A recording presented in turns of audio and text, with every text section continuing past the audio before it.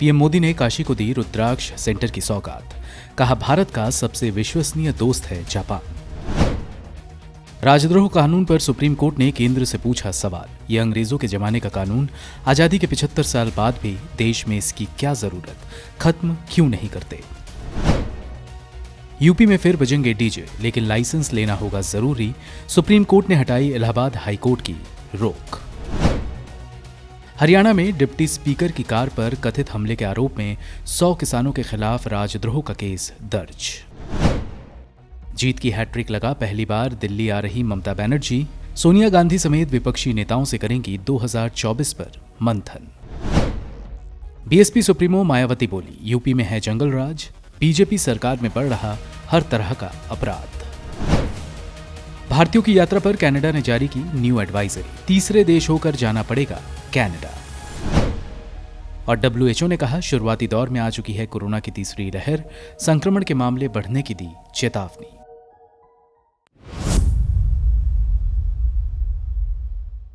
फिर एक बार मोदी सरकार ने देश को फिर एक बार महंगाई की मार दी है।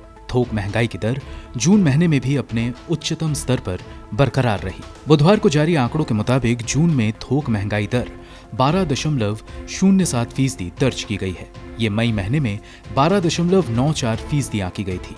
जून में थोक महंगाई दर में गिरावट के बावजूद पिछले साल के लो बेस के चलते ये लगातार तीसरे महीने दोहरे अंकों में रही। पिछले साल जून 2020 में थोक महंगाई दर -1.81% थी। लगातार 5 महीने की बढ़त के बाद जून महीने में थोक महंगाई दर में नरमी आई। थोक मूल्य सूचकांक मई के स्तर से 0.75% बढ़ा। ईंधन और बिजली की कीमतों में 2.9% की वृद्धि हुई, जो सूचकांक में शामिल प्रमुख समूहों में महीने दर महीने आधार पर सबसे अधिक है। मैन्युफैक्चर्ड प्रोडक्ट्स के भाव में तेजी के बावजूद खाने पीने के सामानों और क्रूड ऑयल के भाव में नरमी के चलते ये कमी देखने को मिली।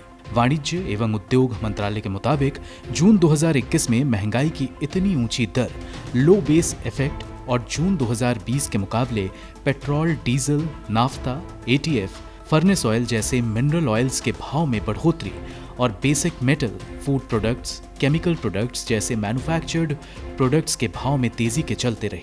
तेल और पावर बास्केट में महंगाई मई में 37.61% के मुकाबले घटकर 32.83% पर आ गई और खाने के सामानों की महंगाई मई में 4.31% से घटकर महंगे प्याज के बावजूद घटकर 3.09% पर आ गई।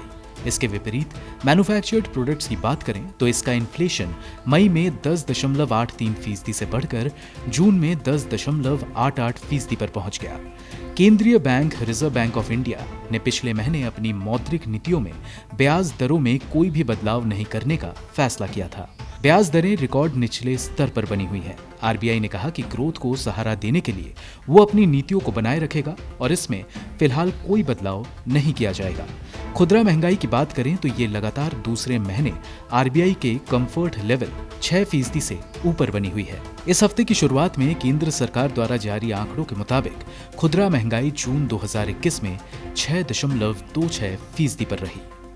ब्यूरो रिपोर्ट, गो न्यूज।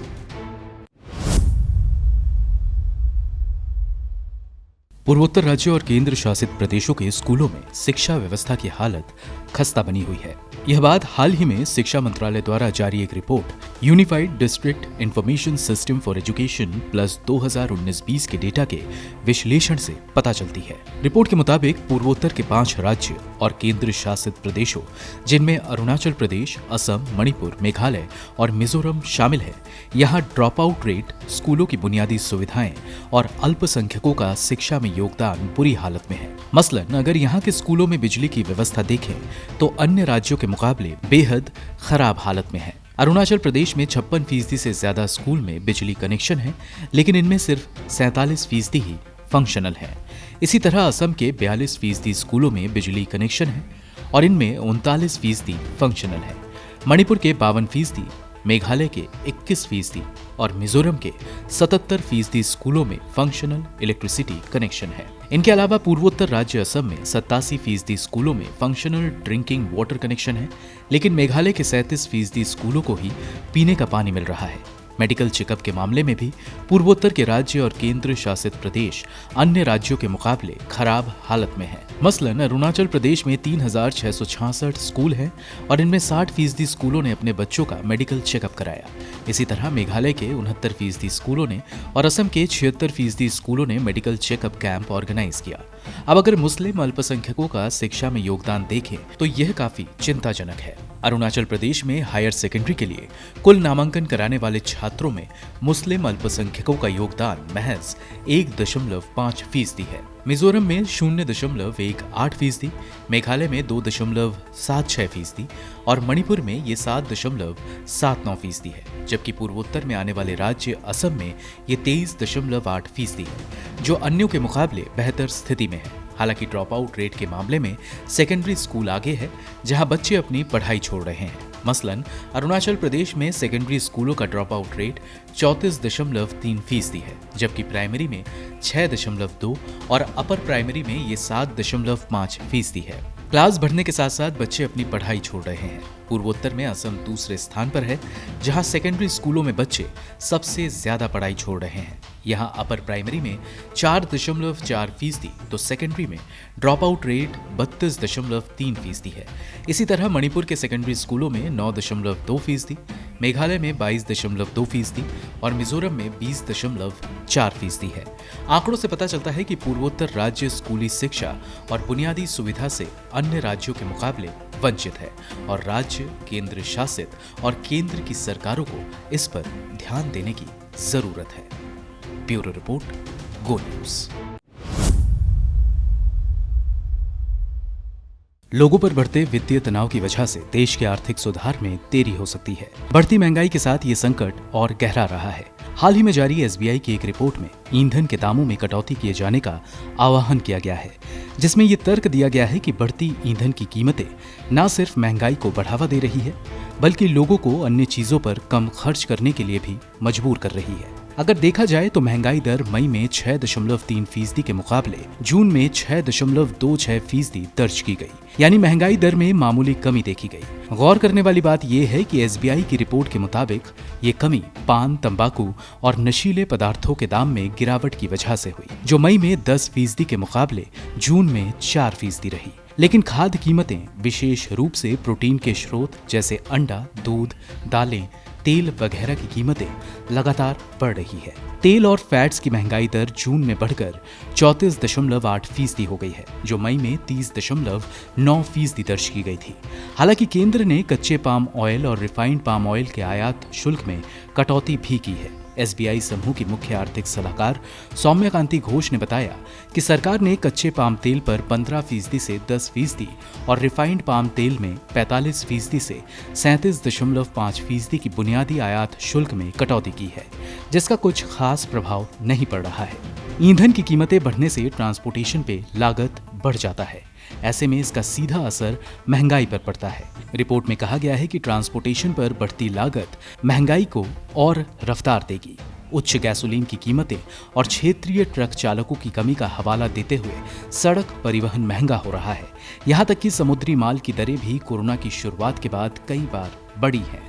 रिपोर्ट में कहा गया है कि पेट्रोल डीजल की महंगाई ने ऐसे वक्त में जोर पकड़ा है जब कोविड संक्रमण की वजह से लोगों के मेडिकल पर खर्च बढ़ा है। कोरोना की पहली लहर के दौरान मार्च-जून 2021 के तिमाही में कई जिलों में लोगों का जमा पैसा ज्यादा तेजी से खर्च हुआ। एसबीआई की इकोनॉमिक विंग ने कार्ड से किए जाने वाले खर्चों का विश्लेषण कर बताया कि पेट्रोल डीजल के दाम में जबरदस्त बढ़ोतरी की वजह से बढ़े खर्चों को एडजस्ट करने के लिए लोग हेल्थ खर्च तक घटा रहे हैं।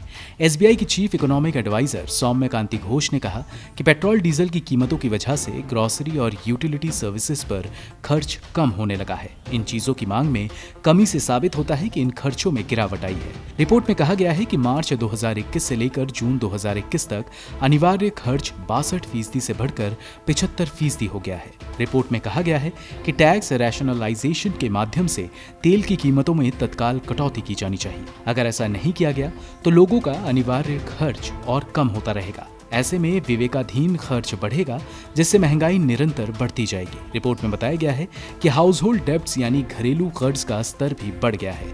एसबीआई की चीफ इकोनॉमिस्ट का कहना है कि ऐसे में रिकवरी में देरी होगी, क्योंकि ये डेब्ट फाइनेंस कंजप्शन के संकेत हैं। मसलन वित्त वर्ष 2020-21 के दौरान जीडीपी के प्रतिशत का हाउस होल्ड डेब्ट 37.3% यानी 73.6 लाख करोड़ पर पहुंच गया है, जो कि वित्त वर्ष 2019-20 के दौरान 32.5% यानी 66.1 लाख करोड़ रुपए था। रिपोर्ट के मुताबिक ये देश में हाउस होल्ड क्राइसिस की ओर इशारा करता है। इस बात की पुष्टि वित्तीय बजट में गिरावट से भी होती है। रिजर्व बैंक के शुरुआती अनुमानों के मुताबिक वित्त वर्ष 2020-21 की तीसरी तिमाही में जीडीपी का घरेलू वित्तीय बचत दर कम होकर 8.2% पर आ गया है, जो पिछली 2 तिमाहियों में 21% और 10.4% रही थी। दिलचस्प बात यह है कि अमेरिका में बचत दर दिसंबर 2019 में 8% से अप्रैल में जीडीपी का 34% हो गया है। ये इस बात का सबूत कहा जा सकता है कि भारत में रिकवरी में और देरी हो सकती है और संकट गहरा सकता है। ब्यूरो रिपोर्ट, गो न्यूज़।